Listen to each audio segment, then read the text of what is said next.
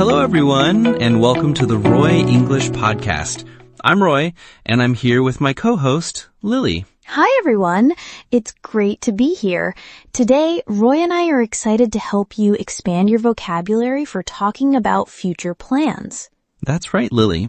We've got 10 advanced English phrases that are super useful for discussing what's coming up, from immediate plans to long-term goals. And remember, you can find today's vocabulary list in the video description below. So, whether you're planning your next vacation or thinking about your career, these phrases will definitely come in handy. Let's dive right in. Our first phrase is sooner or later.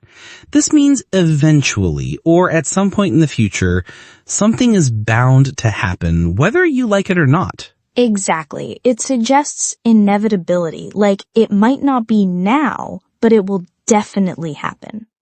Let's look at our first example. Sooner or later, you'll have to make a decision about your career.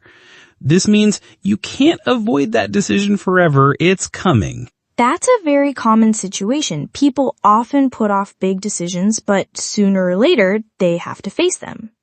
Our second example is, we knew sooner or later the rain would stop, so we waited. Here, it means we were confident the rain wouldn't last forever. It's perfect for when you're being patient because you know the outcome is certain, even if you don't know the exact timing. Great start, Roy. Next up, we have in the long run. This phrase refers to a distant point in the future, focusing on the ultimate result or benefit after a long period. It's about thinking beyond immediate effects and considering the bigger picture over time. It implies a sense of future benefit or consequence. Our first example is, investing in education always pays off in the long run. This means the benefits of education might not be immediate, but over many years, they will be clear. Absolutely. It's an investment in yourself. You might not see the returns tomorrow, but in the long run, it's worth it. The second example, eating healthy might be hard now, but it's better for you in the long run. This highlights that while healthy eating can be challenging today, your health will thank you later. That's so true. It encourages us to make choices that benefit our future selves, even if they're difficult right now. A very useful phrase. Moving on to for the time being. This means temporarily or for the present moment. It implies that a situation is not permanent and might change soon. Right. It's about what's happening now, but with the understanding that it's not the final solution or arrangement. Our first sentence, for the time being, we'll use this small office. This tells us they don't plan to use the small office forever, just for now. It's a practical phrase for temporary solutions. Maybe they're waiting for a bigger office to be ready. And the second example, don't worry about the big project for the time being. Focus on today's tasks. This advises someone not to stress about the future project yet, but to concentrate on what is immediate. That's good advice. It helps prioritize and manage stress by focusing on the present. For the time being is perfect for describing temporary states. Now we have down the road. This is an informal way to say in the future or later on. It implies some distance in time.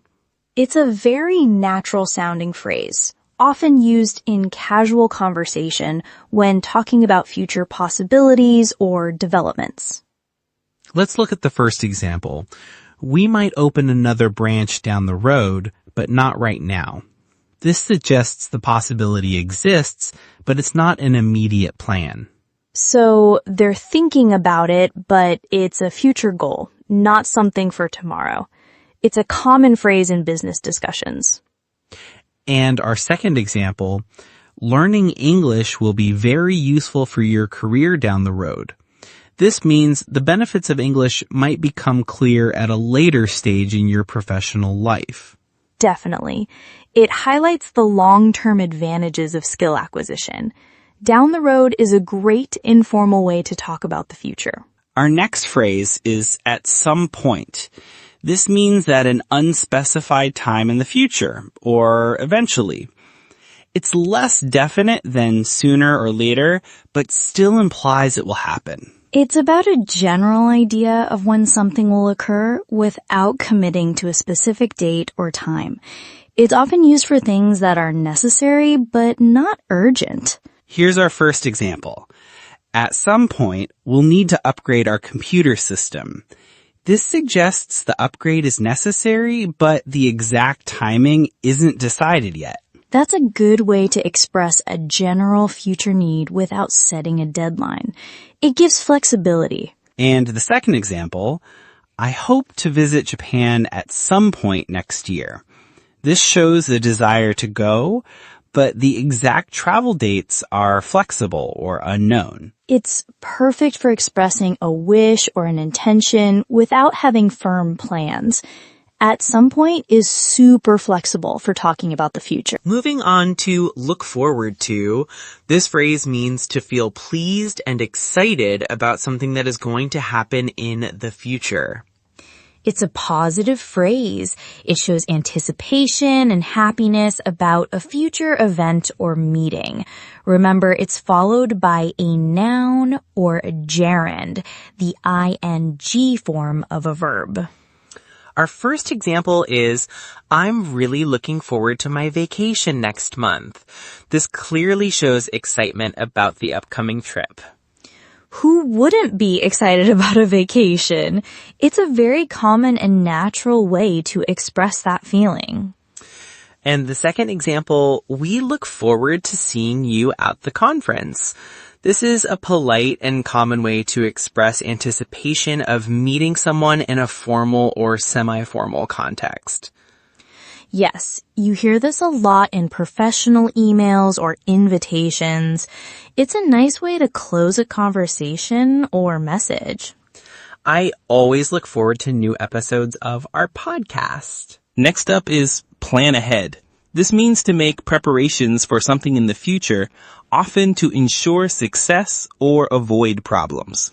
It's about taking action now for something that will happen later. It shows foresight and organization. Our first example is, it's always a good idea to plan ahead for big events. This means you should prepare early for things like weddings or important meetings. Definitely. You don't want to leave everything until the last minute. Planning ahead makes everything smoother. And our second example, if you plan ahead, you can avoid last-minute stress. This highlights the benefit of preparation, less pressure when the time comes. That's a fantastic point. Nobody likes last-minute stress. Planning ahead is a key to managing your time and tasks effectively.